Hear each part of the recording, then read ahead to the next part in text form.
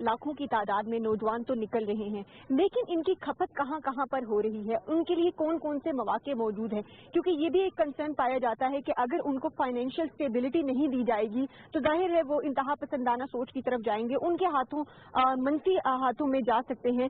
तो कहाँ कहाँ पर फाइनेंशियल इंसेंटिव मौजूद हैं और मजीद क्या देने की जरूरत है, इनसे बात करते हैं। क्या कहेंगे तनवीर साहब? बिस्मिल्लाहिर्रहमानिर्रहीम। मदारस से फारिग होने वाले फुज़ला वो मुख्तलिफ शोबाए ज़िंदगी में काम कर रहे हैं, उनके लिए मौक़े मौजूद हैं। सबसे पहले जो मदारस के बुनियाद है, उसके जो मकासद है, उसमें से ये है कि दीनी तालीम को जो माशरे में जिसकी ज़रूरत है उसको पूरा करना।